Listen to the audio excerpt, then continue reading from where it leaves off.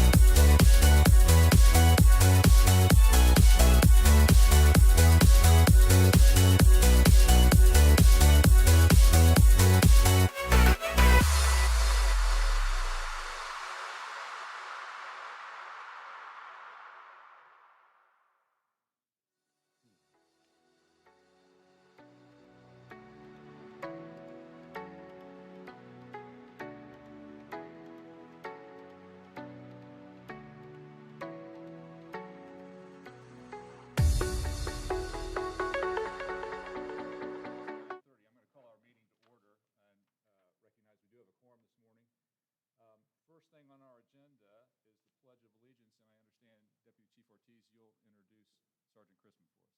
Yes, sir. Good morning, Commissioners. Mr. Mayor, good morning. Sergeant Nicole Chrisman began her career with the Kansas City, Missouri Police Department in 1996 as a 911 call taker, later serving as a police dispatcher. She graduated from the Police Academy in 1998 and served in different roles, including 16 years as an academy instructor. In 2020, she was promoted to sergeant, helping shape and prepare the next generation of KCPD officers, training well over 2,000 police officers throughout her career. Sergeant Chrisman, on behalf of the Administration Bureau and this department, thank you for your professionalism, your leadership, and the example you set over nearly 3 decades of service. We wish you nothing but the best in retirement, and we hope you enjoy the time you earned with your family traveling and gardening this summer.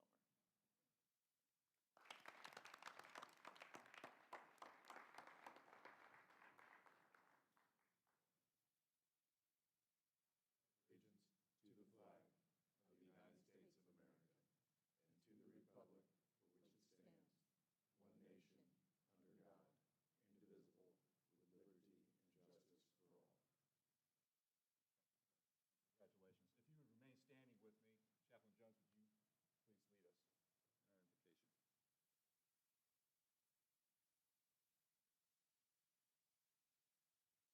Let us bow our heads in honor of our Heavenly Father. Almighty God, whose great power and eternal wisdom embrace the universe, we come this morning to first of all thank you for your goodness and your kindness. Lord, as these police commissioners engage in their service this morning of directing our city, and Lord, transforming the way we your guidance, to help him to lead with wisdom and integrity. Lord, help us to be a true part of our community in solving its greatest issues. Help them, dear God, that they continue to keep their integrity. And may we continue to serve you and know that all that we do is because of what you have instilled in us. And let every leader here today, Lord, know that the power that they have been granted and given has come from you, and that this power that you have given them, that they would use that service for the people to whom they serve. For it is in your immaculate name we pray. Amen.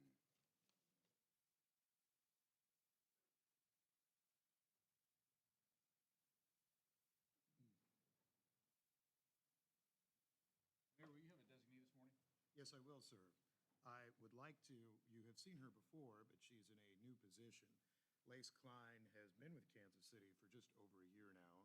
She worked in my office until last Friday. She's been appointed by City Manager Mario Vasquez to serve as the Assistant City Manager for Public Safety and Engagement. In this position, Lace Klein will be our first Assistant City Manager dedicated exclusively to public safety.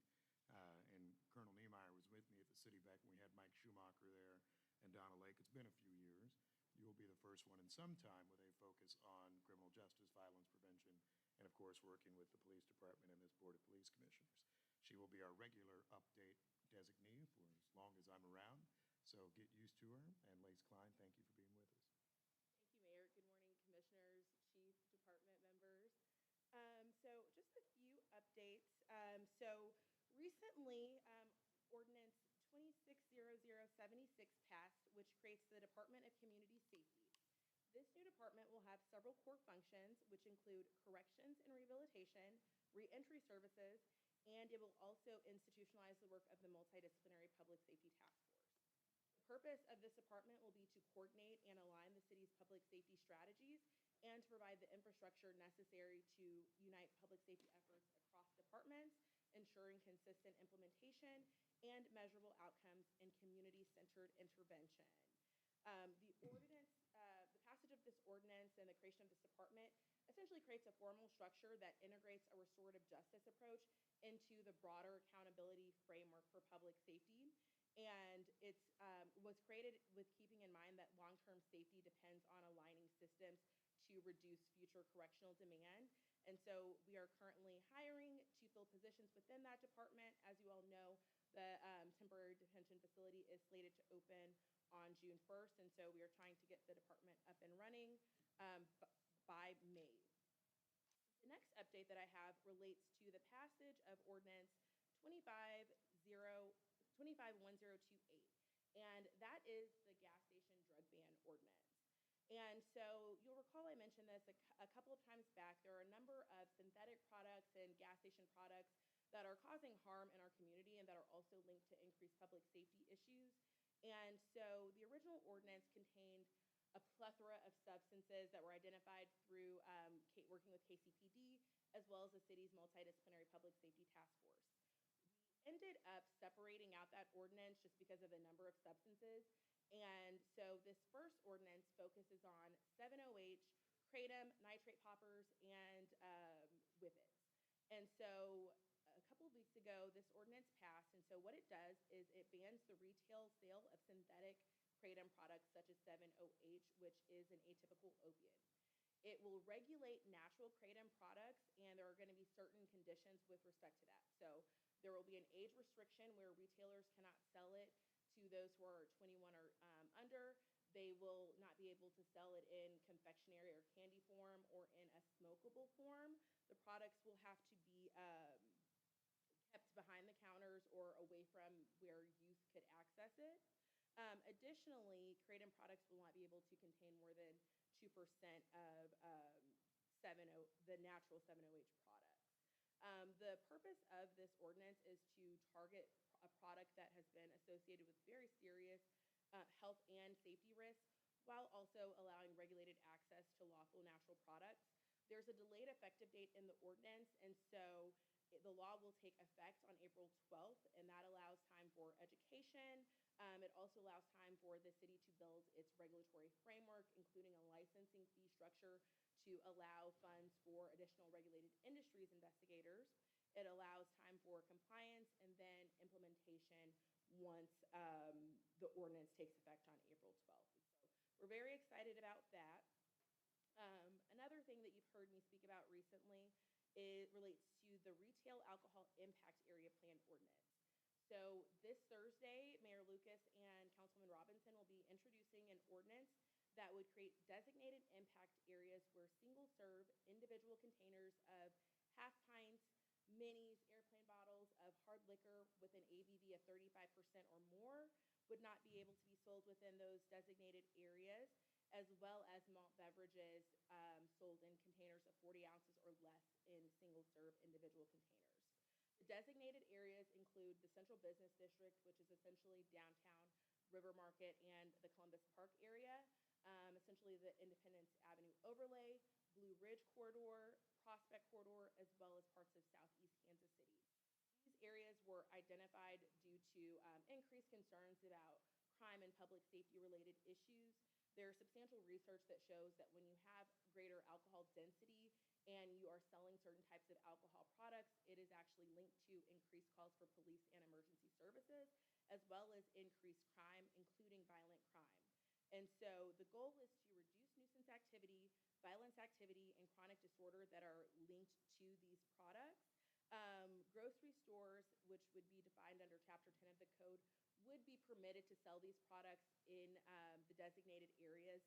Under the city's code, a grocery store is an establishment that is 15,000 square feet or more, and 70% or more of the sales have to come from products other than alcohol. And so that will be introduced for first read on Thursday, and it will be heard in Finance Committee next Tuesday, March 3rd at 10:30 a.m. And so we're encouraging everyone, regardless of your position on the ordinance, to come out and speak up about the ordinance, because it is something that we believe will truly help these areas and bring economic stability, neighborhood stability, and improve public safety. And with that, I will take any questions. Thank you. Thanks for the update on the legislative matters, and congratulations on your new role. Look forward to working with you. Prosecutor Johnson, good morning.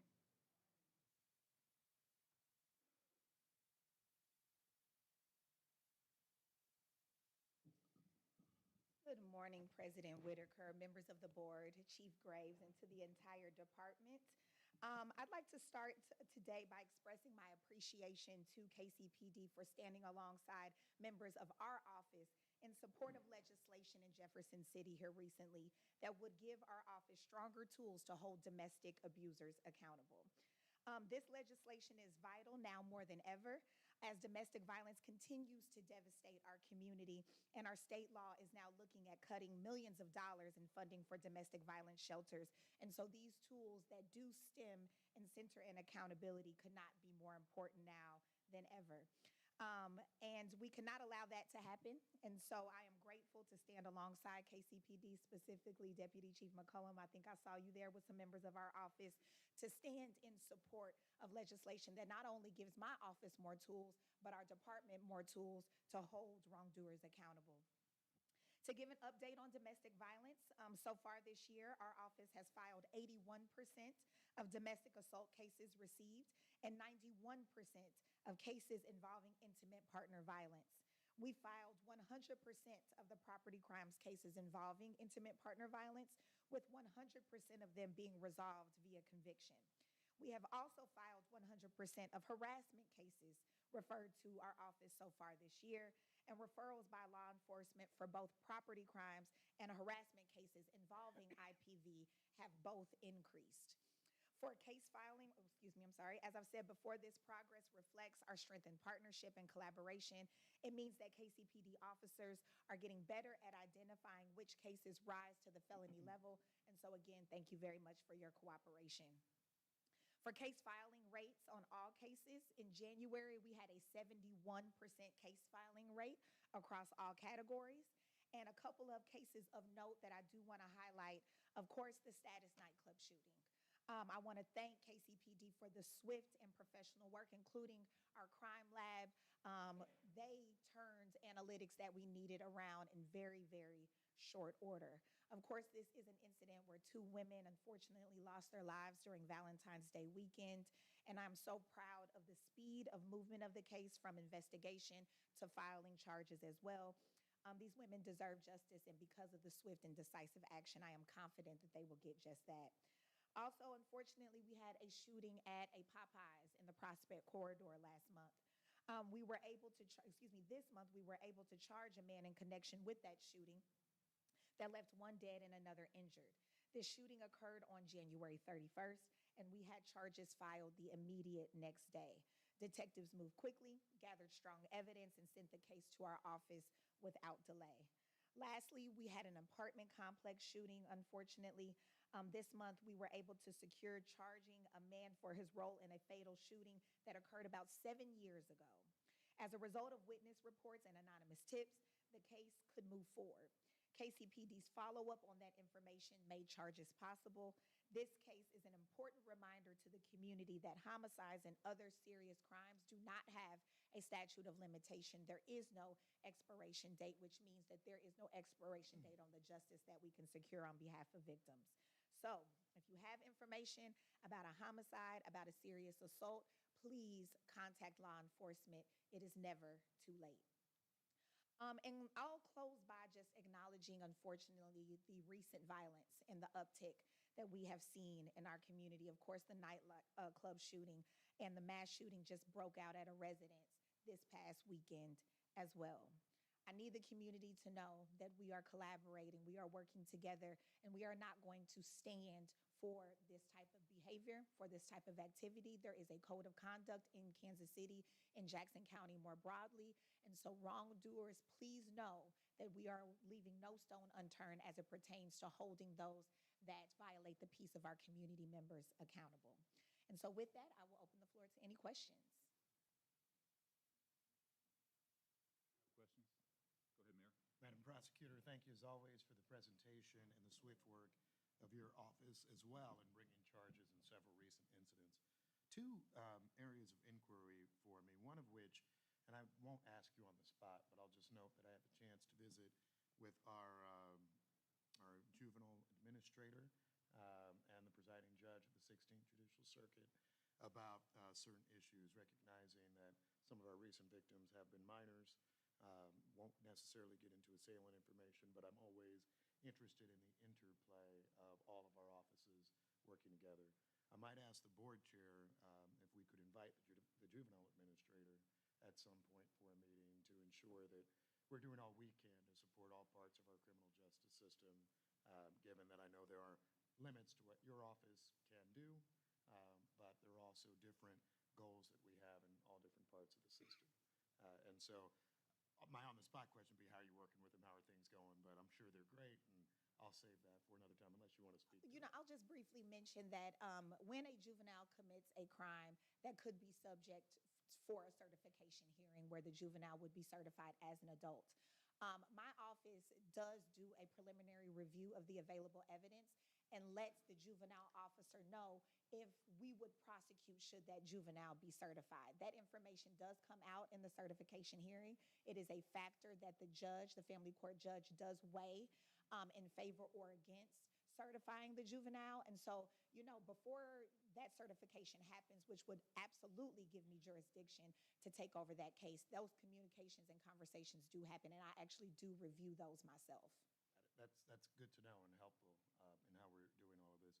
My other question, even more controversial, and sometimes I stay in my lane, but if it's important to all of us in Kansas City, it's an important question for us, and that relates to your budget and your ability to ensure you have sufficient number of assistant prosecutors, the resources that you need. Can you just advise us how those discussions went, how you feel your staffing may be met to ensure we can keep delivering the justice that this community needs and the other work, important work that you do? Absolutely. It's no secret that we just went through a change of leadership in Jackson County. And with that change of leadership, the new administration did request that all departments keep their budgets flat as they were the previous year.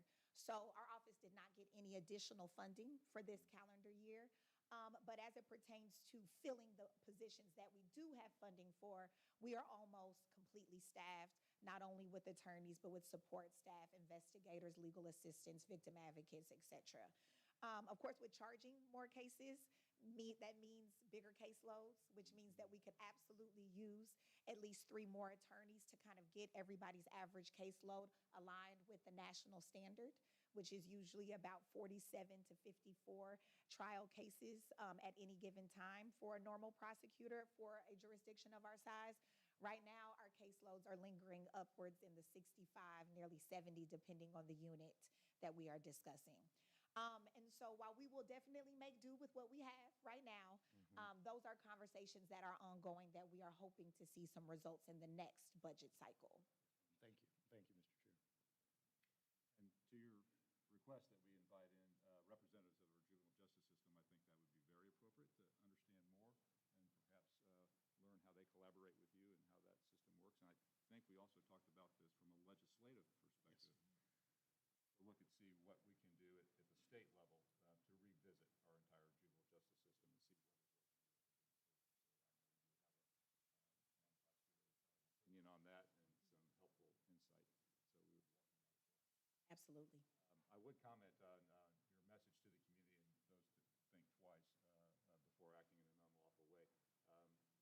Messages are important. Actions speak louder than words, and your actions in bringing prompt charges and successfully getting charges on file speak even louder. And so thank you for that collaboration, particularly as you mentioned. We've had an uptick here the last couple of weekends.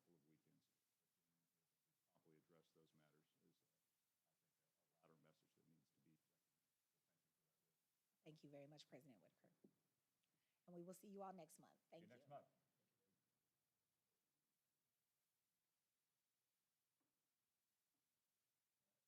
We have a representative from Lockton here for a presentation on the healthcare benefits and the renewal of those benefits.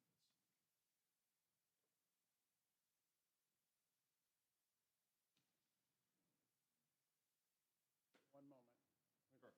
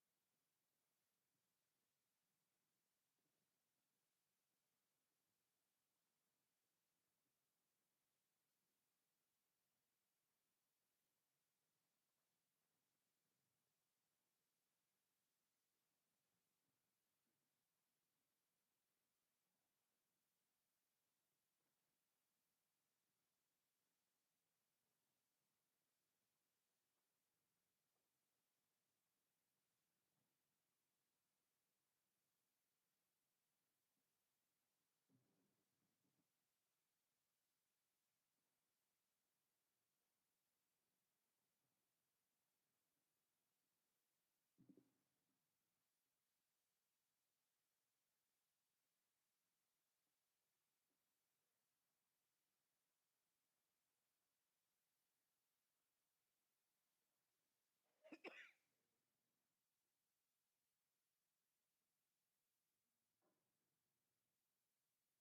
Are you unable to pull that up?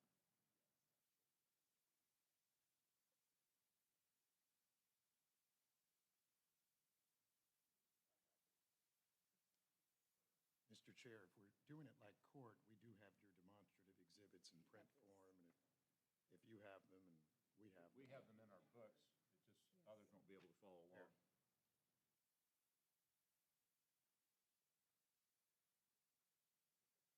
We can proceed without it. Thank you. Good morning. Good morning. Commissioners, leadership, thank you for inviting me to the meeting this morning. My name is Matt Tritz, Senior Vice President at Lockton, and had the privilege of serving the KCPD and the Benefits and Insurance Committee here for the last 6 years or so. So thank you for that opportunity. And we're happy to go through some information. This won't be very long today, just a few stats on how the medical plan is running. And then we'll have a proposal for renewal for your medical plan and your dental plan. So the lines of coverage that are up for renewal this year are only medical and prescription drug and your dental plan. Both of those are with Blue Cross Blue Shield of Kansas City. The other benefits that are included in the package are on rate guarantee, and there's no renewal action or decisions needed this year. So just as a reminder, we meet with the Healthcare and Dental Committee, right, chief-appointed committee every year. And we've listed out a few, guiding principles, right, that we go through every meeting. Becoming harder and harder to mitigate rising healthcare costs while we're maintaining very valuable and important benefits for the staff and officers at the KCPD. Provide choice, high-quality coverage and plan options, and increasing the understanding of these options is also becoming more and more challenging. So that's what we start with every year. So on the next page, 2, here's a little performance snapshot. A year-to-date breakout of how your plan is performing so far, and this is the medical plan. Reminder, year-to-date is May 1 is when the renewal starts. So this data is May 1 through December, and these are really good results. The results have improved since this time last year. When we just look at the total plan claims to premium loss ratio is 88. Last year, that was well over 100 at this time. So plan performance is improving. And we've got a breakout here. You have 1,842 members on the plan. You have active employees on the plan, pre-65 retirees and post-65 retirees. And you can see the spread of enrollment. And then just shows kind of how each category is performing. Notable post-65 retiree enrollment has decreased significantly since last year. The committee's taken some very progressive action to increase options, right, for those post-65 retirees in the open market that's saving them money and saving the plan money. So that strategy is working. Your EPO and PPO, those enrollment numbers have both increased. You may remember we had an HMO plan that has sunsetted, and which is also contributing to the improved performance of the plan. We introduced a high deductible health plan last year as just a third option. Pretty low enrollment and take-up, so we're continuing to evaluate that plan and if that'll be a strategy ongoing.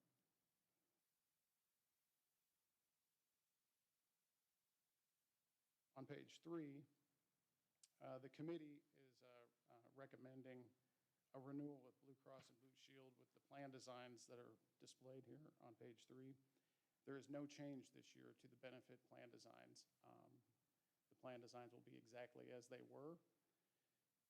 We are going to maintain and proposing to maintain the current employee cost share split. I'll go through that on the next page. So the board is going to pick up the same share next year as we're doing today.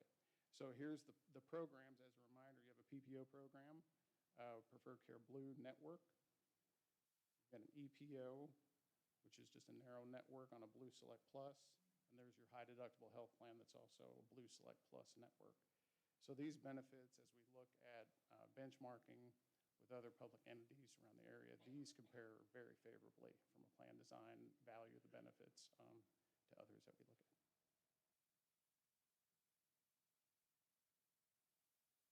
On page 4, there's quite a few numbers on here, but the intent of this slide is just to show kind of in transparent fashion what the total cost of the program is for this year, which on the left side is the 25-26, the current rates. Go to the right side, 26-27, what Blue Cross has proposed is a 4.9% renewal, which is a very favorable renewal in this market right now.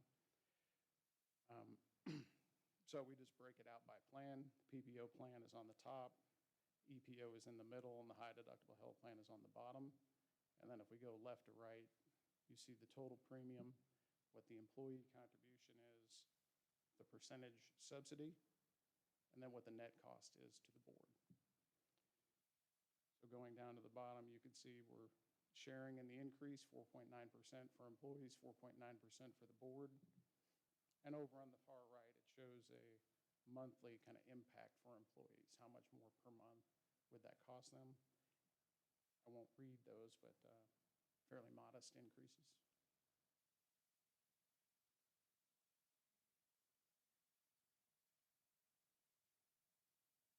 Page 5, moving on to the dental program. Blue Cross Blue Shield offered a one-year renewal, 0% increase. This is a voluntary program. The employees pick up 100% of this cost and has really good participation. So we've got a one-year deal with a 0% increase for next year.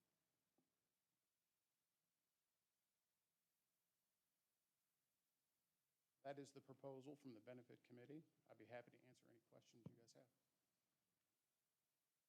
I think you answered my one question. A 4.9% increase would be favorable when compared to relatively sized plans in this area.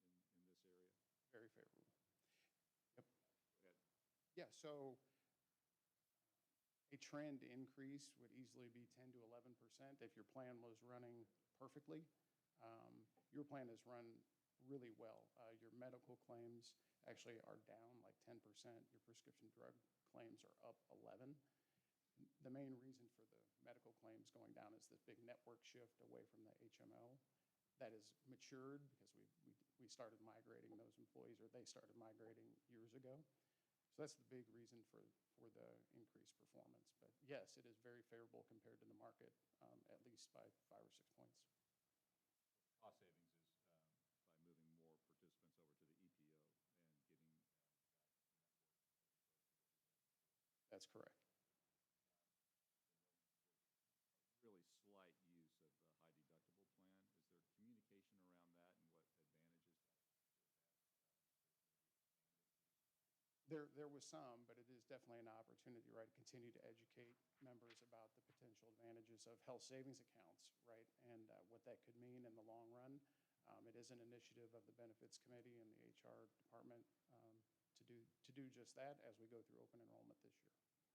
We're also considering, right, within financial requirements, sometimes there's HSA matching or seed from the plan sponsor to kind of encourage people to enroll in that high deductible plan. That was my question. Yeah. So far, it hasn't fit in the financial requirements, but that's something we'll consider again. Well, you already got both of mine, but two quick ones. One is I want to make sure this is fully insured, correct? This is fully insured. Okay. And what also I noticed the claim experience on the pre-65 retirees was relatively high. Is there a reason behind that, or? It historically has been for the last 5 or 6 years. That particular group of pre-65 has always run over 100%. So some of the reasons are it's limited options in the open market, right, for that age group that are retired and they need health insurance coverage. They choose to purchase. Now, they pay 100% of the full premium at that level. But there's limited options. Like for post-65s, we can create options associated with Medicare that save them money. And pre-65, it's just limited options. I want to make sure I understood your answer to President Whitaker's question. So you're saying that the employees are educated on the HSA, but there's no match at this point? There is no match, Okay. right? And last year was the first year for this to even offer a qualified high deductible plan. So there is a long way to go to increase understanding of that type of plan with the plan members.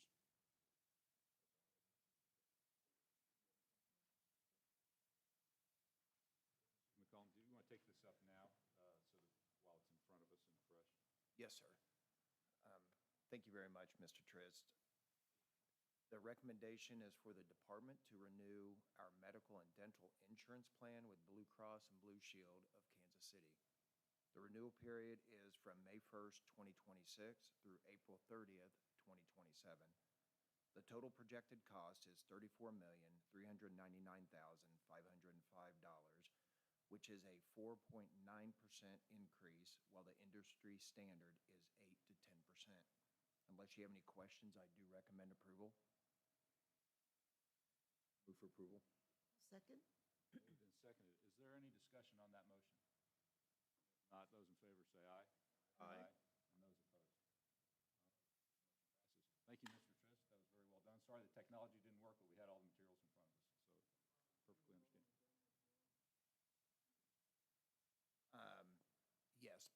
Sorry, my apologies. Right. Is there a motion to approve the recommendation to renew the dental? So moved. Second? Any discussion on that motion? If not, those in favor say aye. Aye. And those opposed? That motion passes. Thank you. Good catch.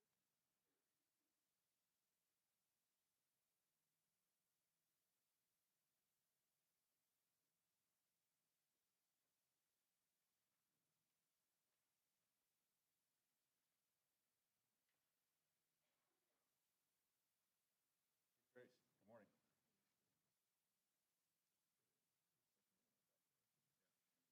Good morning. Morning. As we near May the 1st, KCPD is taking measures to balance the budget prior to April 30th, which is the end of this fiscal year's budget. On Thursday, KCPD will be presenting our next year's budget to City Council for their review and will likely be voted on in March. The budget includes a request for funding more call takers, 50 police officers, step increases for those not at top step, and also a pay scale adjustment for officers and sergeants. At this time, I do want to recognize, I gave Justin a little bit of a heads up, our traffic division for their productivity already this year.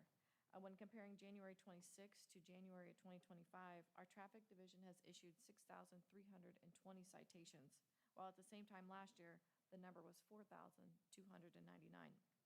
Higher numbers may be due to a more allowable time to conduct enforcement with the unfortunate absence of playoff games, warmer weather, the addition of an enforcement squad, which includes 6 officers and a sergeant, and weekly operations focus on dangerous driving on roadways. 1,949 of the total number of citations in January were for speeding. Our social media has featured our traffic squads conducting enforcement, stopping drivers for driving over 100 miles per hour on our city's highways and streets. We will continue these efforts and conduct joint initiatives with fellow law enforcement agencies to make sure that our region's roadways are safer. And last Friday, the Kansas City Police Foundation held their annual A Call for Backup event, which was definitely a success. The Kansas City Police Foundation executed a wonderful event with well over 1,000 attendees and raised over $2.2 million to assist in equipping KCPD and Kansas City with public safety tools for a safer community for everyone. Over the past 3 years, the Kansas City Police Foundation has funded crime analysts, numerous city cameras, technology to better engage our data, KCPD Drones as First Responders program, a new bomb and arson truck, a rescue vehicle, a new command post bus, and that's just to name a few. As a leader of this organization, I can't express how much they mean to KCPD. Because of this public-private partnership, we're an innovative and progressive department our city deserves. A big thank you to KC Police Foundation for not only what they do for KCPD, but for their investment in the betterment of safety of our city. And I just want to let you know right now, Deputy Chief Joe Maben is in Washington, D.C., testifying before a congressional committee on Homeland Security, the Counterterrorism and Intelligence group. And he is discussing all things FIFA, drone mitigation, and all kinds of different kind of questions and answers as it relates to preparing for large-scale events. We're proud that he's there, and I know that he's going to be a great representation today, as he's probably speaking right now. And that's all for my presentation, if you have any questions.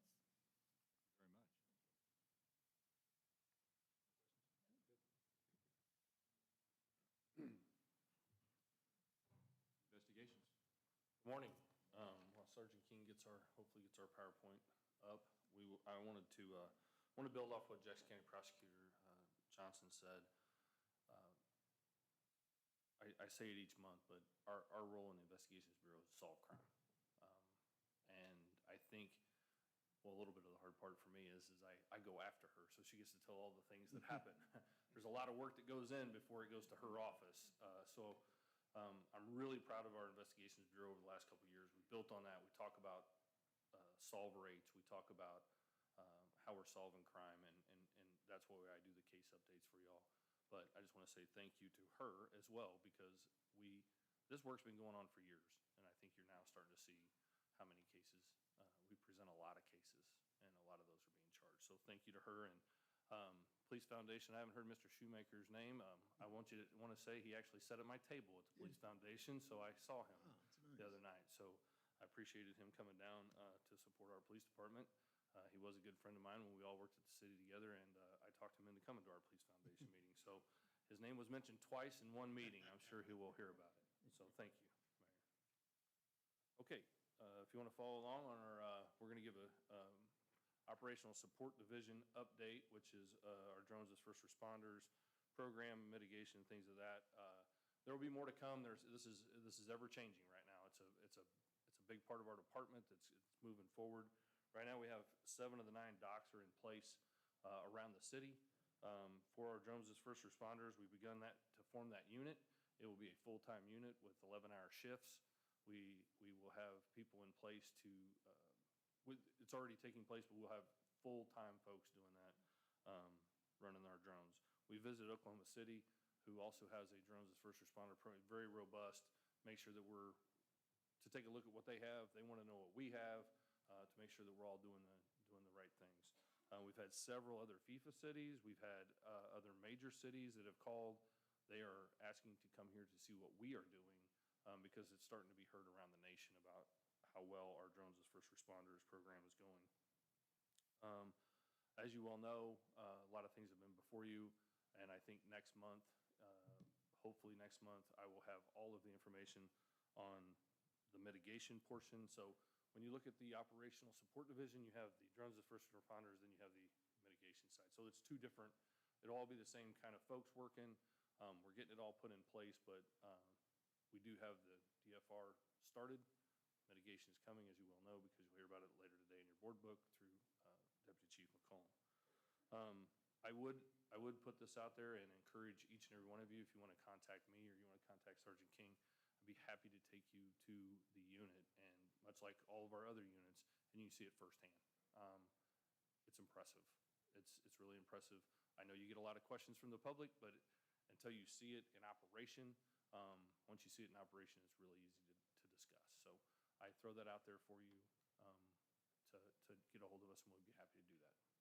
So that's what I have, and we'll be talking about this all the way up until June when everything's in place. So I'll kind of stop right there because there probably is some drone questions. If anybody does have any drone questions, I'll do the best I can to answer them right now, and just know that I'll have presentations probably each month leading up to FIFA.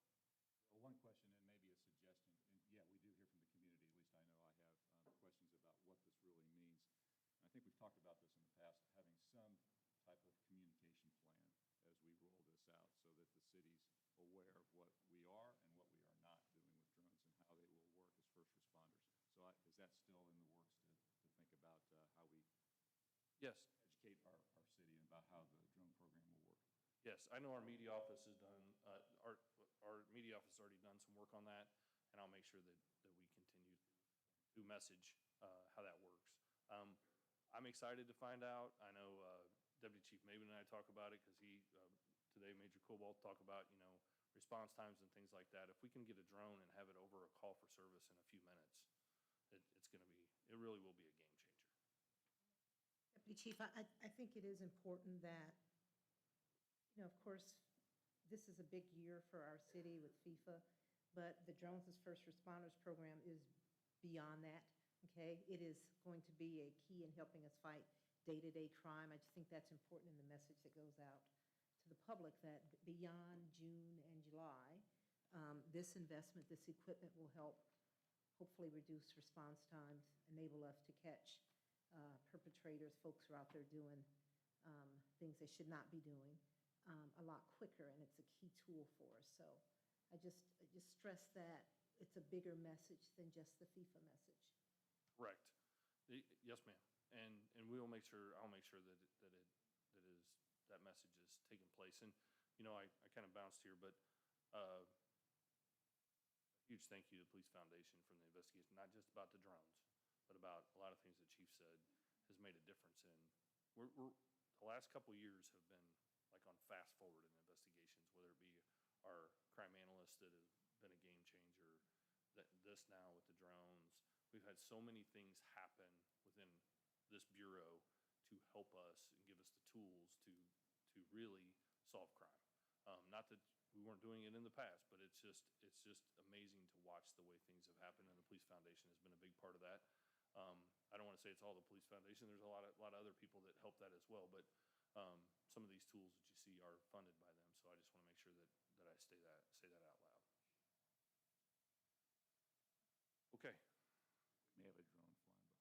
Yeah, well, you say that, you say that, huge fan of watching the Olympics, and Sergeant King and I talked about having a drone on there, and I go, no, it'd be like watching the bobsled, because every time there's a drone flying behind it or the skeleton, you're like, what is that noise? Well, it was a drone flying down filming the Olympics, and I was like, we cannot do that because people be like, where's that at today? So we did not do that, but it does sound like we have one. Okay, the blue sheet, January 2026, we had 9 homicides, but year-to-date, we have 19 homicides compared to 22 at the same time last year, which is a 14% decrease. We have cleared 14 of those cases, which is a 74% clearance rate. Break down the January homicides. We had 9. We had 1 in Central Patrol, 4 in Metro, 3 in East, 0 in North, 0 in South, and 1 in Shoal Creek for the month of January. And with 19, we obviously have, right now, we have 10 for the month of February.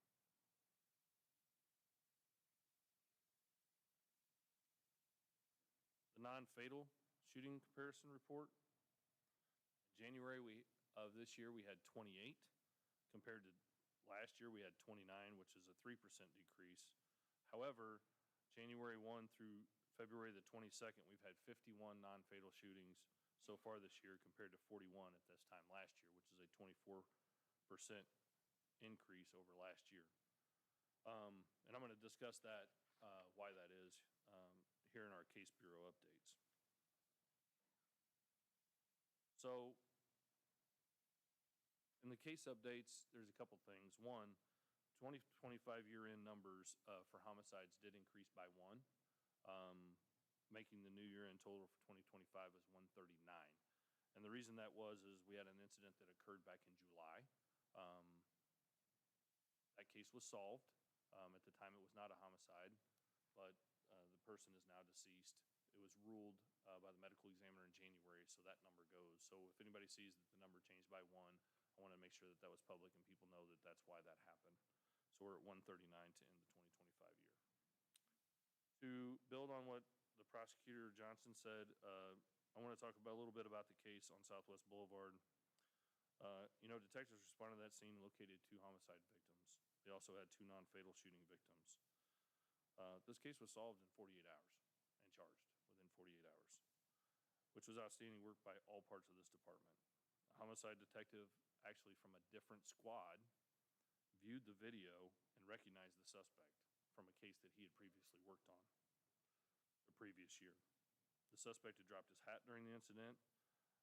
That was located, and the lab immediately began testing that for DNA, which confirmed the identification. And then immediately the Special Investigations Division located that suspect and had him arrested. And as you well know, he's been charged. So that was a mass shooting that was quickly solved by the help of a lot of people and a lot of good work in a short amount of time. And I like people don't understand that's around the clock work. It's not with detectives didn't come in and just work on it for a few hours and then it was beginning to end. So as the city, as I like to say, as most of us come to work and go home, they work straight through for 2 days to make sure that we had the ability to tell folks that that person that committed that crime is in custody. We then had the shooting at 49th and College. On February the 21st, detectives responded to the scene and began that investigation where we had a total of 6 victims were located, and some were at the scene, some were at local hospitals, ranging the age of 16 to 20 years old. 1 victim was deceased, 5 victims had non-life-threatening gunshot wounds.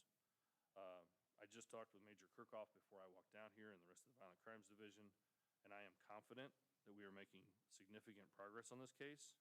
This is actually a current and active case that I will be updating the board on later today.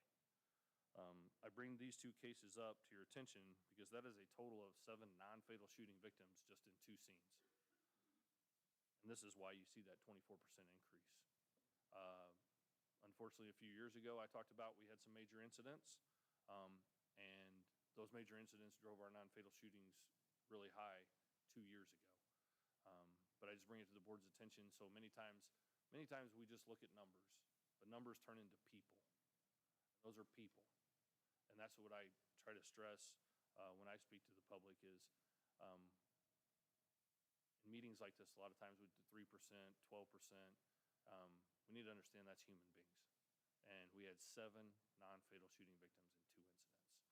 So it's kind of twofold. I want you to understand why the numbers went up, but I also want everybody in the public to understand that that's a lot of people in a short amount of time. So I could go on and talk about it, but with that, I think I will just ask if you might have any questions for it, and I will have some additional updates for you later today on some other cases that are active.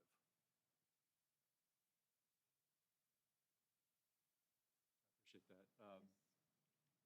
In your report, and thanks for the materials, it looked like we had an increase in overdoses. And a couple of years ago, we were really tracking the fentanyl. Is that fentanyl related as well? Some, and I will tell you, we are going to put, for next month, we actually just had a meeting yesterday with Major Buck and the Special Investigations Division. I'm going to discuss next month the amounts of narcotics that we're seeing. Like, we really saw a decrease in narcotics over the last couple of years coming into the area. We've had, I will tell you, just yesterday, we seized over 20 pounds of methamphetamines yesterday in one shipment. We're going to discuss some other shipments next month, but you're going to see the increase. We're having this real increase in narcotics coming in right now. Midwest, I discuss it with Midwest HIDA. We go to those meetings. We're actually having a big meeting in Washington, D.C. Right at the beginning of June about this, about the flow of narcotics that are coming in that we saw really go down over the last couple of years. So I think next month that's going to be the topic of conversation is what's flowing in, where's it coming from, how are we going to take care of that? I didn't want to deviate from the important work that's going on with those 2 shootings that you mentioned, but thank you for highlighting that in our board materials because it looks like there's a trend there. There is. And, yeah, I think next month we'll spend a little time on that. That'd be. Yes, sir. Deputy Chief, and this is maybe a broader question, but I would think I'm hearing just conversation as we go into FIFA, and we have a large number of people coming into our city, and possibly different sort of elements coming into the city regarding crime that might occur. What sort of mitigating, what conversations are being had with regard to how do we get ahead of that? And that may not just be for you. That may be a bigger question for the chief. But just as we see a little bit of an uptick in the drug numbers and as we see people gathering, because these non-fatal shootings, from what I'm understanding, are from people who are gathering en masse in homes and parties and clubs, et cetera, that will increase, okay, as weather gets better, as we get more people. What sort of conversations are you all engaged in? So, and I could break this out. We could probably have an entire board meeting about what we're doing on each one of these. So I will start, just the things that immediately come to mind for us is like crimes against children, internet crimes against children, huge. Our internet crimes against children folks are working with the FBI. They already work with the FBI. Nate Kim is leading that charge with the FBI, and the things we will be doing things proactively prior to FIFA on that. Human trafficking for that. We are also working with our federal partners on how do I put this, financial. So we have to watch out for the financial crimes that are going to be taking place. But we also thinking about it, and Major Cobalt, or the chief, might be better to speak to it. But we have just had a recent proactive squad put in Center Zone. We have another proactive squad. So we're making progress on these things to be aware that we know that we're going to have a large amount of people coming to the city, and trying to do the best we can with the resources that we have to put them in the right place to make sure that we can keep that from happening. I think everything, just piggybacking off what he said, we've gotten another squad to conduct more escorts that are requested for FIFA. We've done everything from that to, human trafficking focus. We've because we know that that element could potentially come into Kansas City or will likely. Also, fraud, fraud tickets, fraudulent internet situations. We're really trying to bolster our folks, make sure that there's some training involved in that. Major Martinez, who's over our FIFA planning, puts out information on our intranet for our internal messaging. That has a lot of information. She's also holding, I don't know what the cadence is, Justin, but she just held 2 sessions, informational sessions for FIFA. One was at the Academy, and then one at 8 p.m. last night was at North Patrol. So we're trying to get out messaging all the things to making sure that our officers are prepared for whatever comes our way this summer with FIFA. Thank You know, the other thing I didn't mention that should be mentioned that comes right out of our office. Major Foreman is the major in the IBO. There are special meetings going on with prosecutors. Because we're gonna have situations, we potentially could have situations that arise that they need to be aware of, and how do we deal with those situations as well. So there's a lot of activity going on behind the scenes to make sure that we're doing the best we can to prepare. But, that's another example most people wouldn't think about. What do we do in a prosecutorial situation with someone that may be a victim or a suspect of a crime, either or? Thank you for that. I mean, we're all extremely excited, of course, about all that will come and the excitement around FIFA.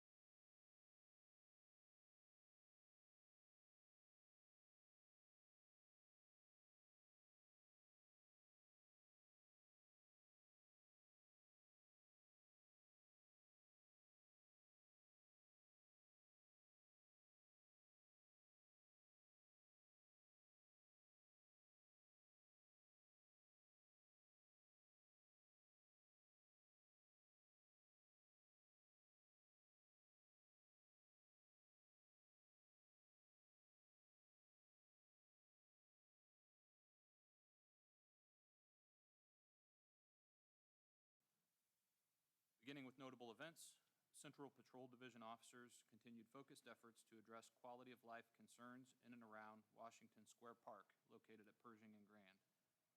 These efforts have included coordinated work with the Central Proactive Squad and Footbeat officers, who have utilized newly deployed UTVs that were donated also by the Police Foundation to increase visibility and accessibility throughout the park.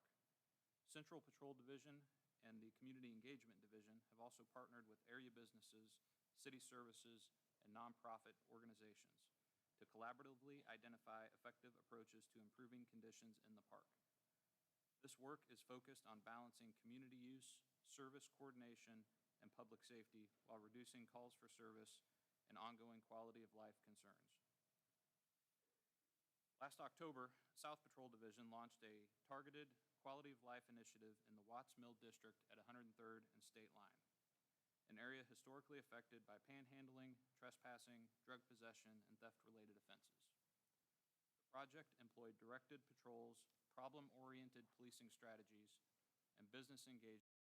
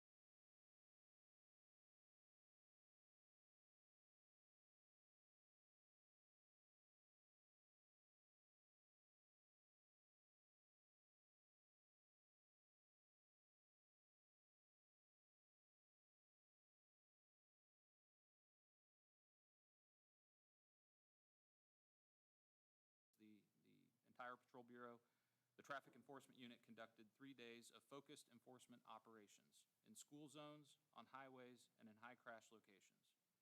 During these operations, officers conducted 538 vehicle stops and issued 760 citations, including 14 for driving while suspended or revoked. The highest recorded speed was 105 miles an hour in a 55-mile-per-hour zone on 71 Highway. Members of the Commercial Vehicle Enforcement Section also participated in the National Commercial Vehicle Safety Alliance's Human Trafficking Awareness Week. Members conducted business checks and distributed educational materials to local trucking businesses and engaged with drivers to raise awareness and identify potential indicators of human trafficking. That concludes my report for the Patrol Bureau, and with that, I'm happy to answer any questions.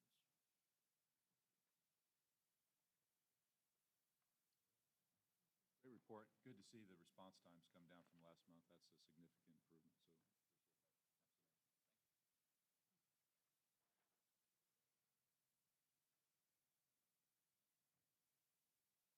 Administration. Good morning. Good morning again, Commissioners, Mr. Mayor. I'll start my presentation by recognizing Sergeant Nikki Chrisman, Officer David Hoffman, and Officer Nathaniel Hurley from our Police Academy. They're here to provide a brief update on our officer down training, critical life-saving instructions on how to respond when an officer or community member is critically injured in the line of duty. Sergeant, officers, the floor is yours. Thank you. Good morning, Commissioners. Good morning, Chief. Thank you for having us. I'm Sergeant Nicole Chrisman, and I'm the supervisor of the academic section of the Regional Police Academy. It's my privilege today to introduce 2 officers, instructors, who are doing critical, innovative work in the area of tactical medical care. First, Officer David Hoffman. He identified a critical gap in academy training and independently developed the Officer Down and Rescue Program, a curriculum designed to prepare entrant officers to respond effectively when a fellow officer is shot or critically injured. What began as a voluntary after-hours effort has evolved into a fully integrated 8-hour block of instruction. Officer Hoffman has continued to enhance the program, incorporating realistic arterial blood simulation tools that provide immediate feedback on tourniquet application and wound packing techniques. The results speak for themselves. In multiple critical incidents across our region, officers under this program have saved lives, from the Independence tragedy, where a newly graduated officer used these skills to aid a wounded colleague, to a Kansas City officer who survived a gunshot wound due to calm, coordinated care learned in these drills. Officer Hoffman's work has a direct and measurable impact, not only on officer survival, but also the victims of violent crimes. Next, I'd like to introduce Officer Nathan Hurley. Recently designated by the Peace Officers Standard and Training as Missouri's subject matter expert for the 40-hour first responder medical curriculum, Officer Hurley is a Missouri licensed paramedic with 18 years of experience and holds extensive certifications in tactical emergency medical care, tactical combat emergency care, pre-hospital trauma life support, advanced cardiac life support, pediatric advanced life support, and is an instructor in all these disciplines. Both instructors bring invaluable expertise from their time on our SWAT teams, and we are fortunate to have them at the Academy. They're going to present their collaborative work in advancing officer down and rescue training through integrated tactical medicine. Officer Hoffman. Morning, Board, Chief. Thank you for your time. Again, my name is Officer Hoffman.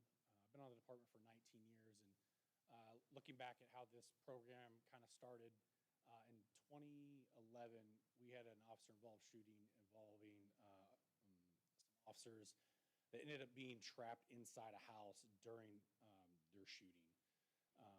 I had to go to a specialized unit on one of our SWAT teams to learn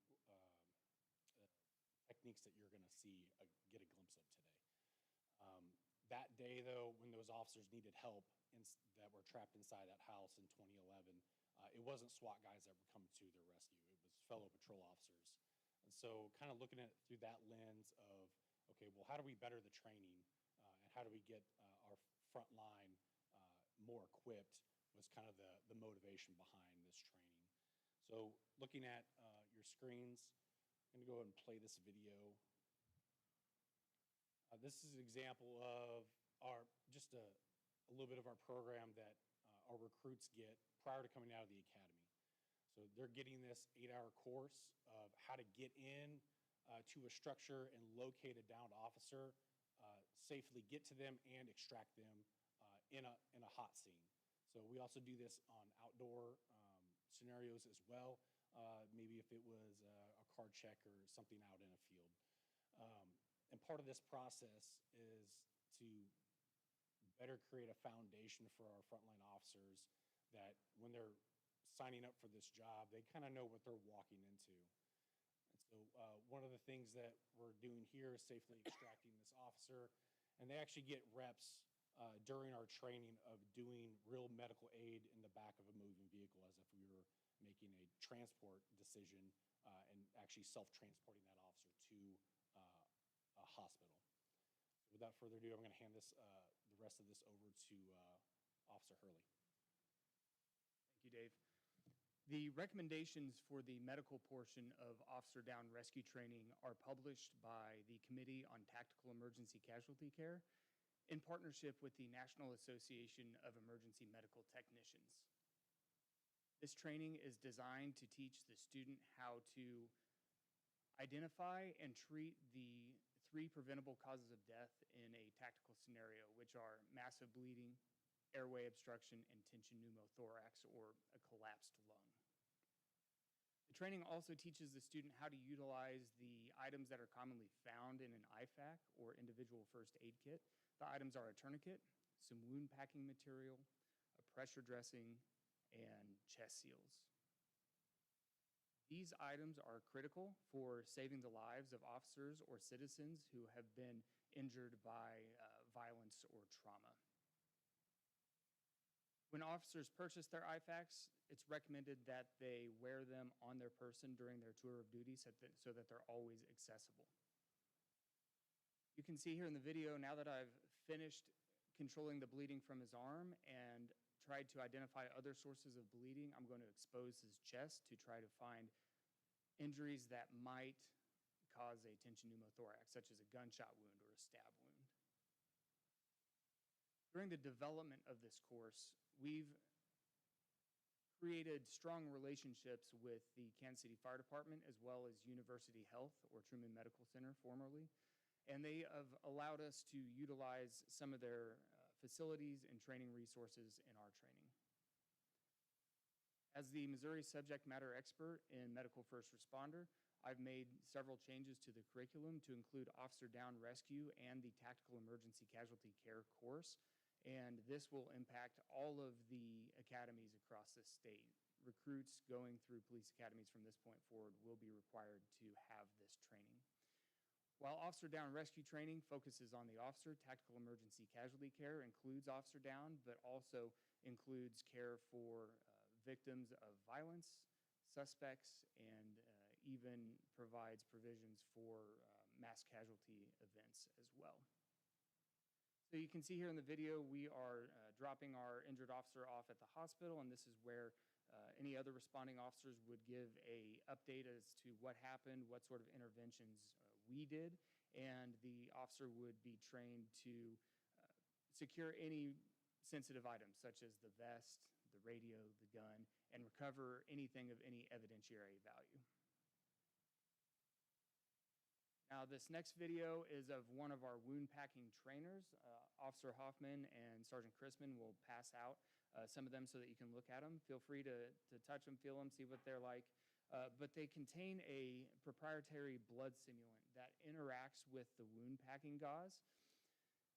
When the 2 components interact with one another, they form clots so that there's actual feedback as to, okay, was the wound packing placement good? It also gives a little bit of exposure to recruits who may not have ever seen anything like this. We would rather their first exposure be in training than out in the real world.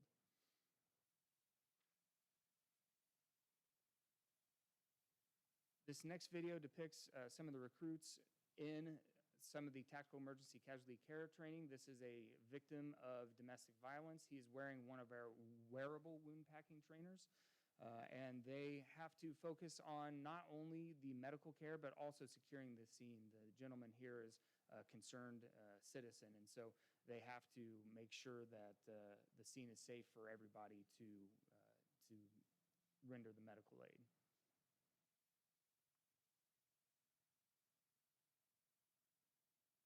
This next photo depicts a suicidal party who tried to commit suicide by using a knife. So the recruits were expected to come in and secure the scene, make sure that the knife was not within anybody's grasp, and then they applied a tourniquet to stop the life-threatening bleeding.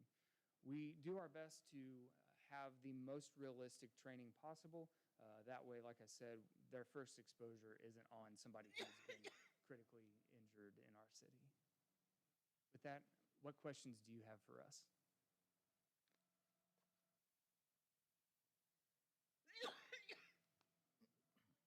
Go ahead. First of all, I want to thank you for being one of the leading experts in this. Just listening to your narrative and discussion shows why we're proud to have you on this department and the training that you're providing.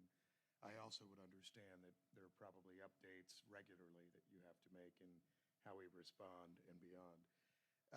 Just more generally, how do you stay up and abreast on the issues that are coming? Do you go to conferences yourself, read about it with some regularity? How are you staying up? Absolutely. So the recommendations for tactical emergency casualty care updated every couple of years. So as an instructor and a training center representative, I'm expected to stay up on those updated recommendations. Also, in order to keep my paramedic licensure, I have to attend I think it's 120 hours of continuing education over the course of 5 years. So that's another thing that is a constant battle, is to try to get those continuing education hours. In addition, every couple of years, I try to attend the Special Operations Medical Association's conference. It's some of the best special operations medicine from around the world. Last time I went, they had a trauma surgeon from Ukraine coming in to teach some of the lessons that they learned with like damage control surgery and hemorrhage control or bleeding control. So I'm always trying to read peer-reviewed articles and keep up on my continuing education requirements. Good. Thank you so much. I will briefly, because I don't know if I get to talk to her again. Sometimes folks leave before they get to our time.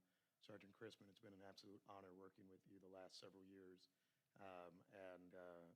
I don't get up for a lot of training. I've been able to do the runs with you all lately where I see just a snippet of the work you do and the relationships you build for this department in this city. So I thank you for your years of service. Appreciate that. Thank you. It's been my pleasure. Thank you, gentlemen. We'll continue to be our designee for runs. Yes. For now. I do want to ask one follow-up from the mayor's question. So you talked about your continuing education.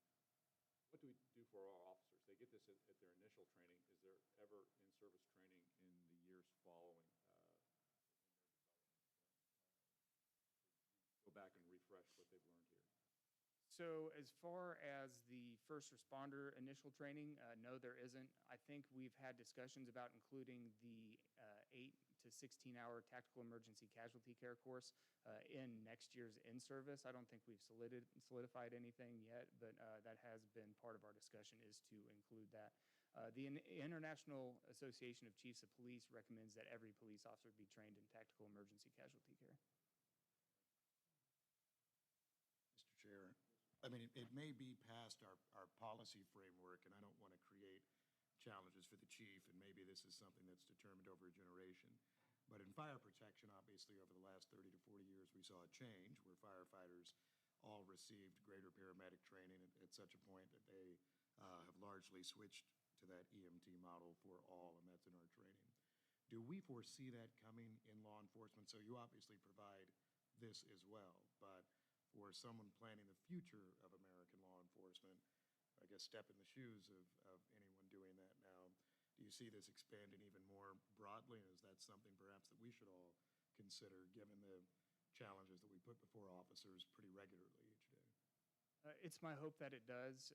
It's not uncommon for members of SWAT teams to be trained to the EMT basic level, with a couple of them assigned as EMT paramedics. The difference in training is about a year and a half between EMT basic and EMT paramedic. So that's fairly common. I think that there are certain jurisdictions, and I don't know them off the top of my head, that do have some of their officers trained as emergency medical technicians. I do foresee that being in the future of law enforcement, and I would love to see our city definitely hop on board that train. I think it's important. If I could, I don't remember what year we started tourniquets, but it's been some time. We have officers that routinely wear tourniquets, and they have absolutely saved lives. And I can foresee this field being something that's continuing to grow here at KCPD. And this is just just one call of the numerous scenario-based calls that our professional academy staff puts our new recruits through. I couldn't be more excited. This type of training, this level of engagement and certification is not happening everywhere. I'm not saying that's not happening in other places, but I'm really proud of the program that we have right here at KCPD, and people like the three standing up here before you that really add a tremendous amount of value to the job that they do and really elevate our training here at KCPD because they care, and they want to make sure that the officers at KCPD are prepared for whatever comes their way. So thank you guys. I really appreciate it.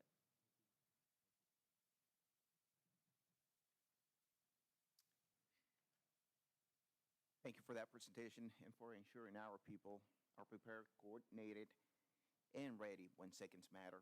And by the way, that building that you saw in there is a result of the creativity of those officers with their experience, and it's training that I don't want to brag about it, but it's we only see it here at KCPD. So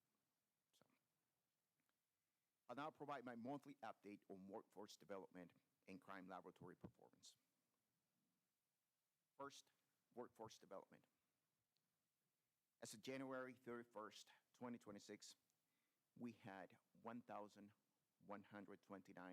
law enforcement officers.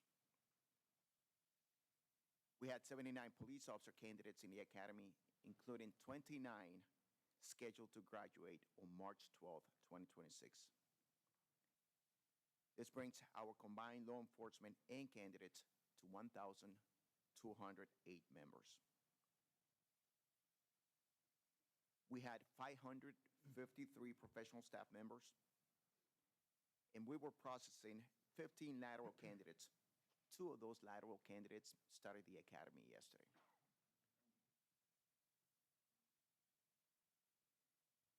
For the 188th academy class, beginning May 4th, we already have 54 candidates in the hiring process.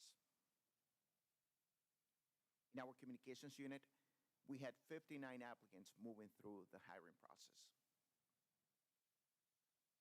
Now let's move on to our recruitment. Our spring internship program began on February 3rd with 8 participants who are here with us today. If you would, please stand up.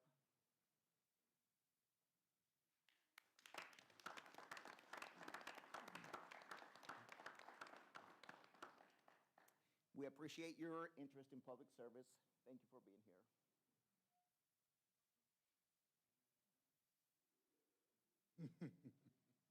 I also want to recognize and thank our employment unit.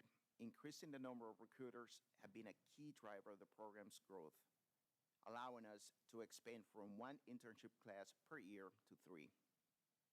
That expansion is producing positive results, strengthening our pipeline for both law enforcement officers and professional staff roles. On the screen, you'll see our upcoming testing events at the Regional Police Academy. Our next physical agility test is scheduled for March 14th, 2026. Moving on to our crime laboratory performance. Displayed on the screen is Supervisor George Santoro operating a drone. Our crime lab continues to stay current with modern technology to enhance crime scene investigations and support successful prosecution. This image captures the first time a drone was utilized by crime scene investigators, an important step forward in how we document crime scenes and preserve evidence. And by the way, this is different than our first responders program.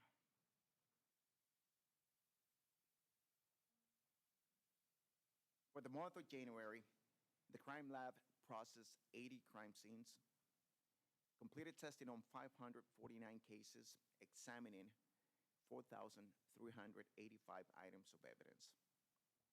They also conducted 4 lab tours for 34 participants. In closing, the Administration Bureau remains focused on 3 priorities: building and sustaining a strong workforce, supporting the well-being of our members, and deepening community engagement. Thank you for your support. That concludes my presentation.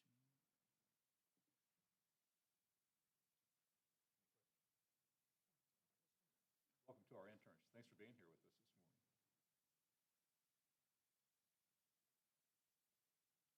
Executive Services, Deputy Chief McCall. Good morning, Commissioners and Mr. Mayor. All items for the Executive Services Bureau are located under Tab E of your board book. But before I begin, I would like to invite Captain Caleb Lenz up to the podium.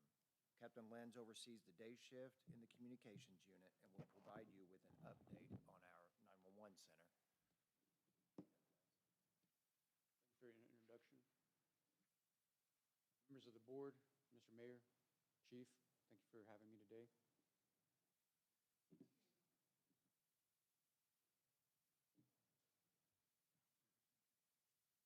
Appreciate you allowing me to take a moment and speak on behalf of the dedicated professionals who make up our 911 operations team, the men and women who serve as the first responders of our city. The Communications Unit is the frontline link between the community and the public safety, directly impacting the response times, officer safety, and public trust. Today, we will receive a review of the 2025 performance data, staffing information, and our readiness for FIFA and the future. 2025 was a turning point year. ENA is the national organization that develops standards and best practices and policy guidelines for emergency communication professionals across the United States. They conducted a survey in 2023, and 82% of centers responded or reported being understaffed and struggling with hiring and retention. The International Academia of Emergency Dispatch believed, based on their research, that the current turnover rate in communication units nationwide is on average 25 to 30%. 2025 marked a strategic shift from reactive operations to rebuilding staffing, stability, and performance. In 2024, we had 32 call takers on our roster. Our goal was to hire and train additional call takers to bring that number up to our budgeted staffing level of 47. Because of inter-office movements, retirements, and attrition, this became a year-long project. In 2025, the Communications Unit successfully conducted 6 call taker classes and 3 dispatcher classes, resulting in the training of 38 call takers and 9 dispatchers. We are proud to report that we currently have 50 call takers on our floor, which includes the 6 that just graduated 2 weeks ago. 3 additional positions are being funded through cost savings generated by ongoing staff vacancies from our dispatcher side.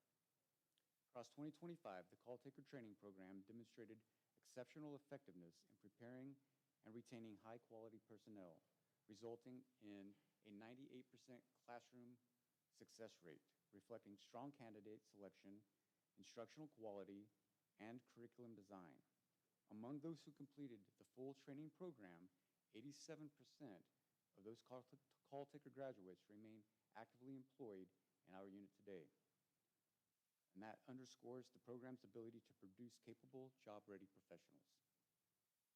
Additionally, we trained 60 support personnel to assist in our call taking and 11 contractors and sworn personnel as dispatchers, significantly reducing workload strain, mandatory overtime, and service delays. These efforts contributed to measurable improvements in customer service and reducing the 911 wait times. despite continued high call volumes and staffing challenges.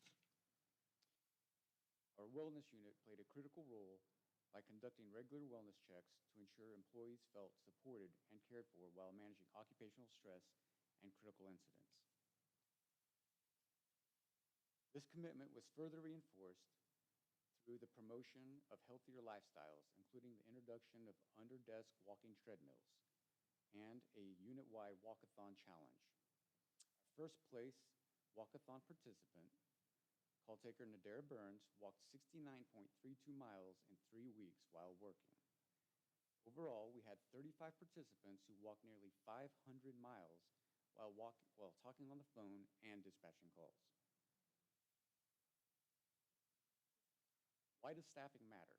Adequate staffing is the single most important factor in reducing call wait times and improving service quality. Each call deserves our full attention and resolve. TUSA Consulting Service is an independent consultant providing professional services to the public safety community. Their analysis shows our call takers handle 17.5 calls per hour, which far exceeds the recommended maximum of 10 calls per hour. This heavy workload leads to burnout, reduced performance, and high staff turnover. We openly measure our performance against NENA standards. NENA is the National Emergency Numbers Association. And measuring ourselves against NENA standards drives accountability and improvement. The national standards require that 90% of our calls, our 911 calls, are answered within 15 seconds, and that 95% are answered within 20 seconds. We take in just over 1 million calls per year, and we make about 400,000 outgoing calls per year. Our current average 911 wait time, I'm proud to say, is, as of January, 20 seconds. And non-emergency calls average just under 3 minutes. With increased staffing in 2025, we reduced the 911 wait times by 60%. As you can see, we still have some room to improve on both the 911 and the non-emergency wait times.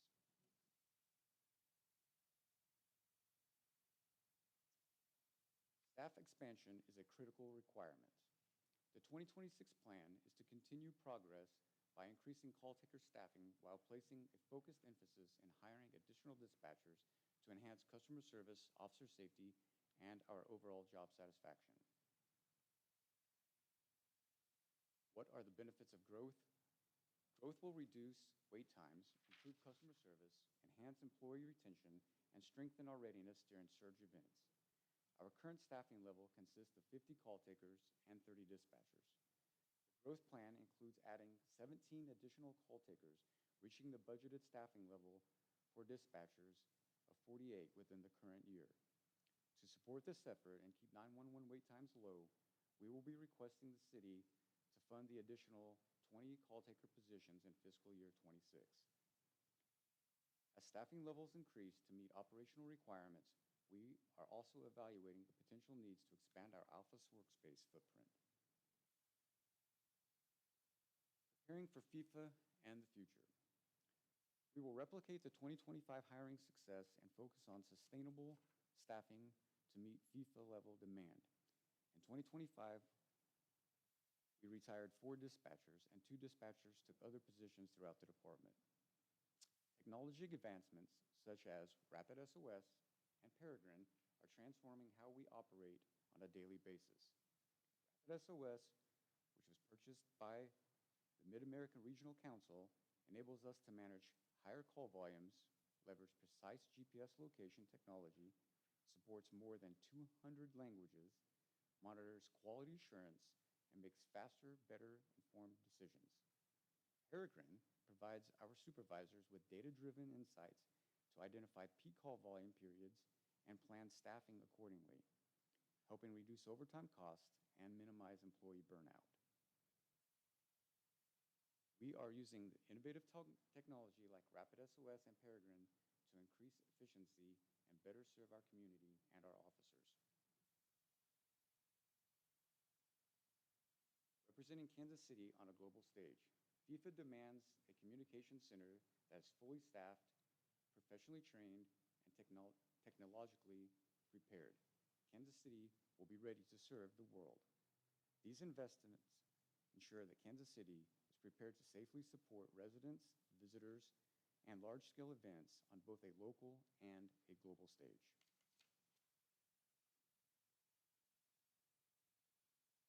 We are looking forward to a positive change in 2026 with focused on faster call answering, improved customer service, stronger public trust, and a future-ready communication center. Thank you for your continued support. Have any questions? I can recall a couple of years ago when we had a very different conversation about our call center, and to see how far we have come in those 2 years is nothing short of outstanding. So thank you for your leadership. Thank you for everybody that put a lot of effort here today, that we have an average of 20-second on response time. So thank you for that. This is an outstanding report. Mr. Chairman? I also want to commend particularly Major Williams, always leadership. Chief Graves, starts with you, and so thank you for those updates. Does anybody have an estimate on, and this may be a Major McCollum thing, if we were to do the call center upgrades and others, what type of cost is that? Is that a less than $5 million? Is it a simple $800,000? Is it something more substantial? It's somewhere, we're putting all the numbers together around the $3 million, $3.5 million mark to expand it. And it would remain in the same facility here? Correct, same building, just, yes, expanding walls and stuff, but yes.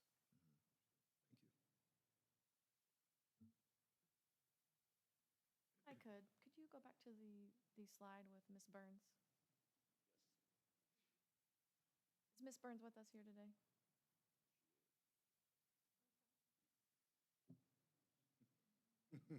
So I've been obviously really well in tuned. I get monthly updates from what's going on in the communications unit, just so we can continue to keep on the path of progression and improvements. And I heard about this walk, and I wanted to make sure that, you know, in this contest that there was a Chiefs Award. So when I saw that you walked over 69 miles, you are definitely the recipient of the Chiefs Award, and I'd like to come up and present that to you right now.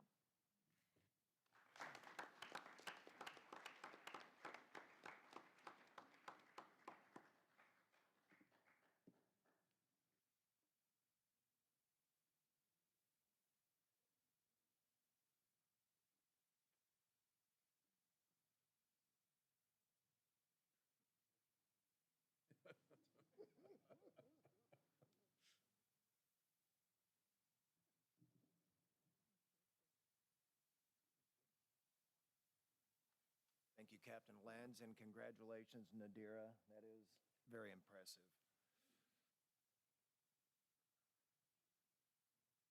Item A, budget transfers for fiscal year 2025-26. I request the following appropriations be transferred within the General Fund, Jackson County Law Enforcement School-Based Initiative Combat Fund, and the Police Grant Fund. The General Fund transfer moves $200,000 from commodities to contractual services for computer software maintenance. The Jackson County Law Enforcement School-Based Initiative Combat Fund transfer moves $25,735 within personal services for salaries. The Police Grants Fund transfer moves $20,720 from personal services and $3,813 from contractual services in the amounts of $12,433 to commodities and $12,100 to capital outlay. The Police Grants Fund transfer adjusts appropriations to where they are needed now compared to when they were estimated in the fall of 2024 as the budget was being put together. Unless you have any questions, I recommend approval. I move approval. Second. Been moved and seconded. Is there any discussion on the motion? If none, those in favor say aye. Aye. Any opposed? Motion passes. Item B, renewal of bid number 2024-14 police uniform contract. On February 25th, 2025, the Board of Police Commissioners approved the award of bid number 2024-14 for Police Department uniforms to Gulls LLC and Bay Singers Police Supply with the option to renew for 4 additional one-year periods. The department wishes to renew with Gulls LLC for the period February 25th, 2026 through February 24th, 2027 for an anticipated expenditure of $1,444,784.75.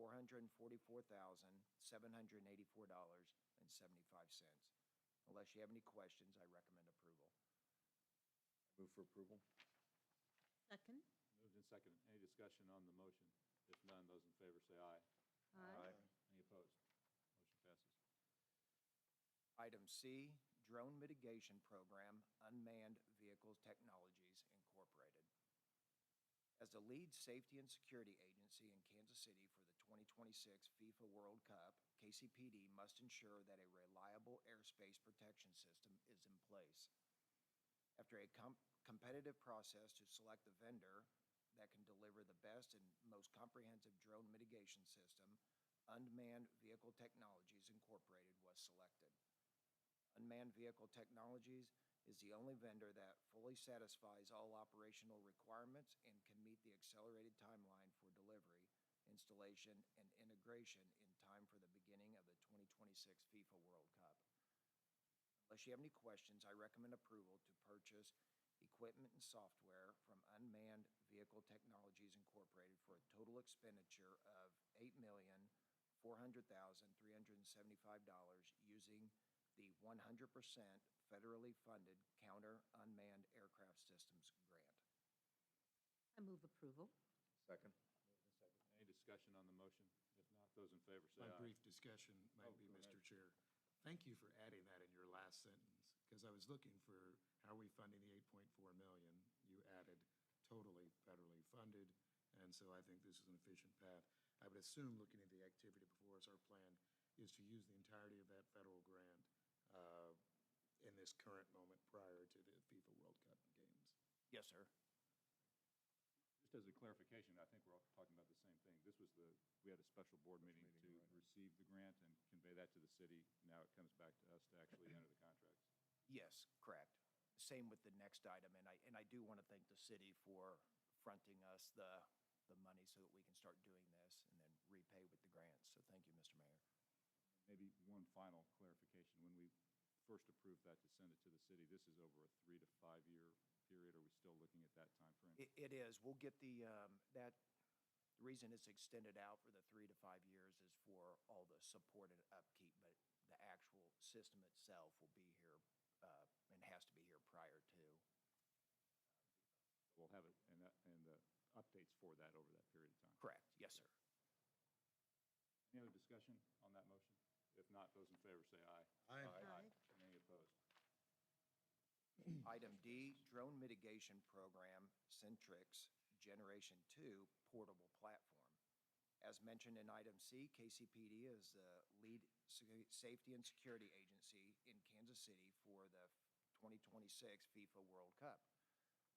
Where the previous approved item uses radar technology to identify and track unknown aircraft, this technology allows law enforcement to mitigate a potential threat by jamming the signal and taking control. This technology is the second piece of the drone mitigation platform as it strengthens operational readiness and enhances public safety by allowing the operator to safely land a suspicious aircraft.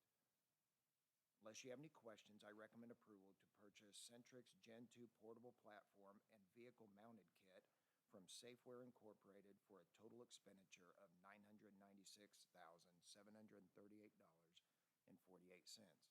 As with the previous item, this too is 100% federally funded through the Counter Unmanned Aircraft Systems grant. I move approval. Second. Any discussion on the motion? If not, those in favor say aye. Aye. And those opposed? Motion passes. Item E, 2025-26 Missouri Western Interdiction and Narcotics Task Force. The department is part of the Missouri Western Interdiction and Narcotics Task Force, also known as MOWIN. The Platte County Sheriff's Office is the award recipient on behalf of the task force, and because the department is part of MOWIN, the department receives funding through a subaward. As a subrecipient, the department receives $195,594.87 to cover the salaries of 2 KCPD members of the task force.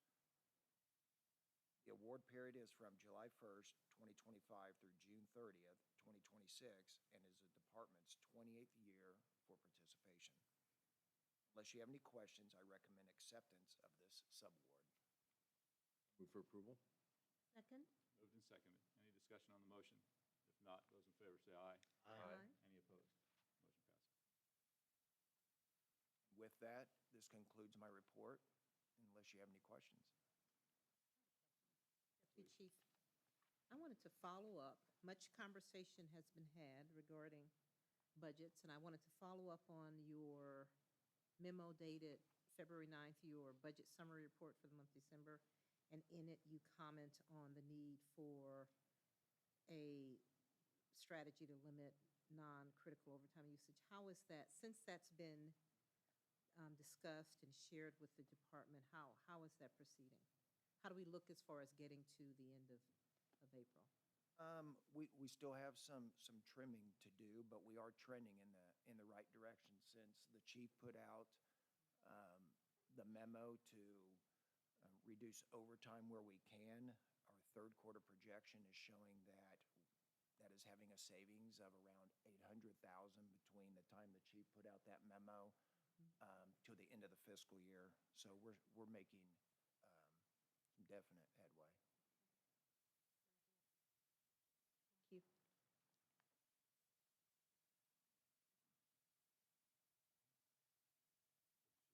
Morning. Good morning, Commissioners. Behind tab F in your books is a board resolution appointing 2 department members to the department's Deferred Compensation Committee on behalf of the Fraternal Order of Police, Lodge Number 99. They are Officers Alex Saragusa and Crime Analyst Stephanie Fagan. These 2 will replace 2 previous appointees on behalf of Lodge Number 99 who are no longer with the department. Recommend your approval of that. I move approval. Second? Moved and seconded. Any discussion on the motion? If not, those in favor say aye. Aye. And any opposed? Motion passes. And that's all I have. Thank you. Mr. Weiner, good morning. Thank you.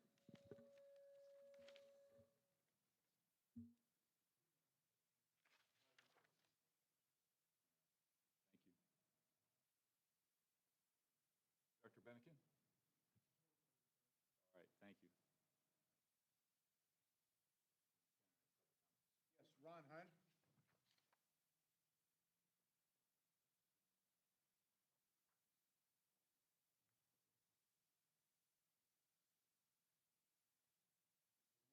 Good morning to the mayor, Mr. President Whitaker, board, this chief, and everybody. I'm really, really proud of the board president, some of the commissioners. I've seen them out in the community. I attended a meeting last week. I didn't stay long because I'm on house arrest, you know. I really appreciate the department. I really do. Y'all look great in the blue. I haven't seen y'all since last year. So, you know, y'all look great. You know, men and women look great. But Tom, you know, Chief, you got some real good supporters up there. You got some really good. Tom has been great. Madeline's been great. I even saw David. I ain't never seen David in the inner city before. I saw David, you know, at a meeting. I'm like, wow, it's David. So things are changing, you know. And so, but I want to get. I know I ain't got that much time. I said I would get here, and so I want to address something that's really dear to me. Now, Mayor, you're going to have a hard time. I really enjoyed the mayor. You know, we speak from time to time, you know, text each other. But, Mayor, you're going to have a tough one on this. When I see the report that Nehemiah's given out, I'm so impressed with Nehemiah. Deputy Chief Nehemiah, I am so impressed with you and your department. I mean, I really am. The way they solve these crimes is just, you know, where's Maven? He's not here. That's my guy. He's out of town. But I really appreciate you. But let me get to reason why I really, the city budget, Mayor. Chief, you're asking for a lot of money. And what happens here is that, and you deserve it. But when we give like that, we're taking away from the neighborhood. Minor home repair, street repair. I mean, that's critical because if you look at the inner city, it looks like the jungle. It's just that, and so I'm on my city council person. That's why they don't give me funding, because I'm on them about how our neighborhood looks. And so if our neighborhood is decaying, you know, it looks like the jungle. And I'm getting ready to move. I'm moving out there where y'all live at. I'm moving out there where y'all live at. Some of y'all live at, yeah. I got my dogs, and so we're just packing it up. I'm getting out of the inner city because it's dangerous. It's very dangerous. And so Mayor, what I'm suggesting that if you're going to cut some of the social programs that you got in place, it's just not working. Those prevention programs, they're just not working. When you say, well, crime is decreased because people got shot, they just didn't die, Nehemiah. They were intended to die by the shooter. It just wasn't a good shooter. So when you see people, well, they just got shot, the intention by the shooter was to kill them. And so we're not safe. And so what I did, Tom, I called some of my state legislative friends. We want to have a meeting, Mayor, you, about helping y'all craft some kind of policy, because this money that y'all asking for is killing, it's going to kill our neighborhoods. It's going to kill our neighborhoods. And Madeline, I tell you, you know, for a person who's semi-retired, I look at the crime, I look at these young people, they're going to continue. It's going to be more crime. It's going to be more shootings at these clubs. We got to sit down with people, Mayor, who's going to really, really help you craft a plan, Tom. Not recipients, not people who get contracts from you. People who are critical thinkers that say, hey, we got to draw the line. Some of these anti-programs are just not working. They're not working.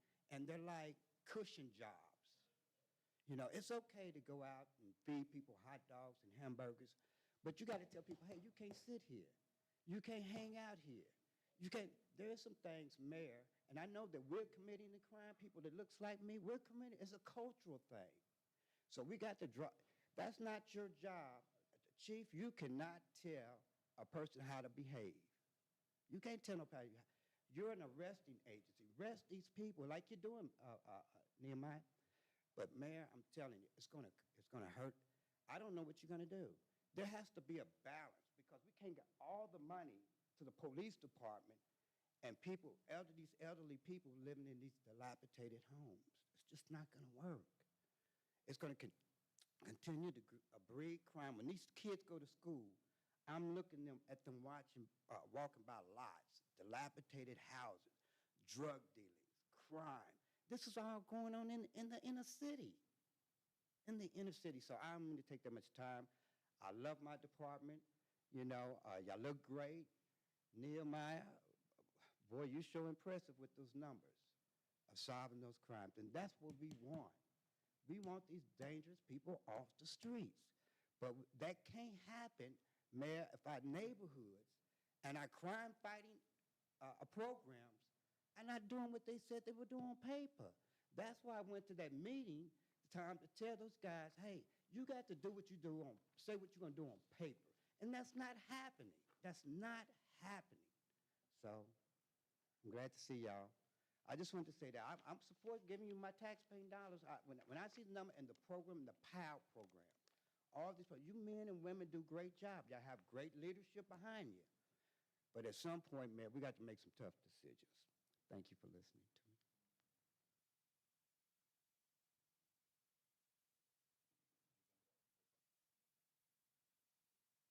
We have minutes from our January 27th meeting and the special meeting on February 5 to approve. I move approval. Second. Discussion on the motion. If not, those in favor say aye. Aye. Any opposed? All right, thank you. Mr. Kenner. Several just brief points. One relates to some of our recent budget discussions. I would appreciate at the time at which most likely we would need some ordinance to do a true-up for this year's funding. Some understanding of how our overtime compares to both past years, and if you could even get a comparable size department type issue. Don't need it today, although I guess if you know it off the top of your head, I welcome it. But nonetheless, this is just something that I think will be helpful for us as we look to kind of understand where there might have been different budget challenges, how we address them, and how perhaps we address them in the future. Something that former Assistant City Manager Schumacher taught me, of course, was that if you don't get control early, and that was with a different department with which we deal, it remains something for years after that, just trying to get a basic understanding of what we do there. I also will note that just issues in my head that you're relevant to, although I don't think you all need to solve all of them. Graffiti has been a pretty substantial issue.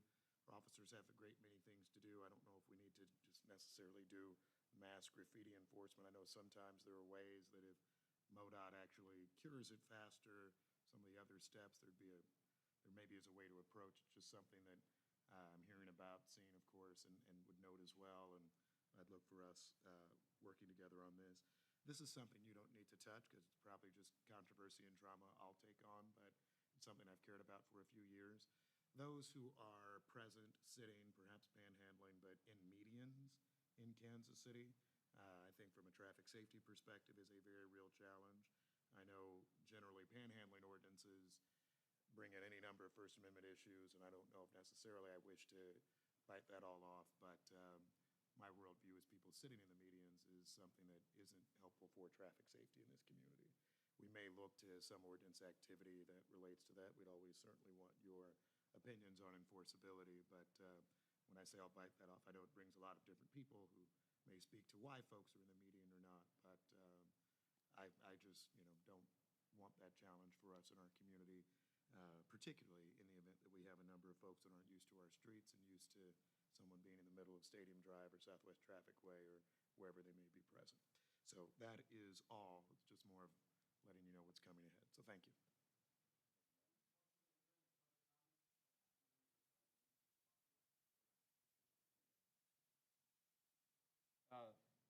If it's up to this board, that's fine.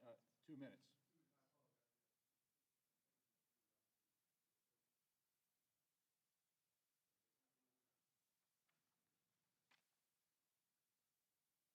Simply, I just want to talk about your name before you start. I'm sorry?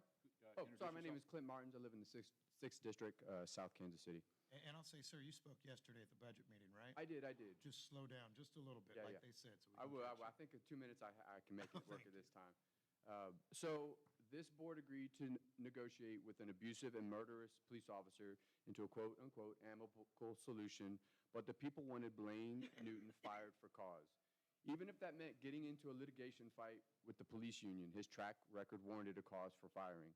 I don't think that this board had some sort of great moral awakening in agreeing into a settlement with Blaine Newton. You gave him $50,000 of our taxpayer dollars and a pat on the back out the door. I believe you're motivated by the bad press that the KCPD was receiving, and that does not absolve the board or the KCPD of keeping Blaine Newton employed for so many years after his violent transgressions. The decision to pay Blaine Newton $50,000 only adds to public mistrust of the KCPD and the Board of Police Commissioners. I'm against this board existing. Local elected officials not being able to control how we spend our local tax dollars handcuffs us as citizens. I would like to transfer control back to the police department, back to the city, and thank you for giving me the time. I really do appreciate it. Have a good day.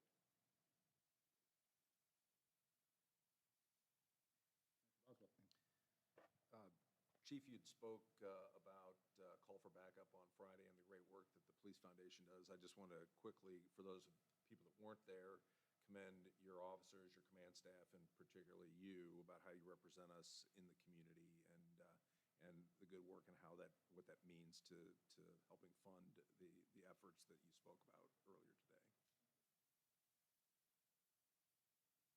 That's it.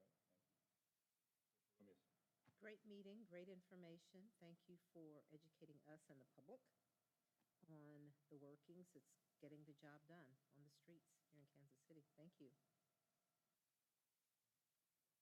I have two brief comments, and then we'll be able to conclude. The first is just to share some information, as I've been at some community meetings recently and want to share with you the community's appreciation for officers being in their neighborhoods and being available and developing relationships. Not just the community interaction officers, not just the CAN centers, but showing up at neighborhood meetings and things like that. So I wanted to make the department aware that that is appreciated by the people who we're serving. And then I also wanted to make a note about call for backup, and thank you for bringing that up. I want to thank the people, the 1,100 or so people who were there, and the businesses who donated almost $2.2 million in conjunction with the city's efforts to support this department. I think that speaks volumes about how our city wants to support this department and our efforts. And so it was a great evening, and appreciated being there. That's all. Need to go into close? Is there a motion to go into close? Move to go into closed session. Second? Moved and seconded, and that's a roll call. Lucas, aye. Boswell, aye. Whitaker, aye. Romeus, aye.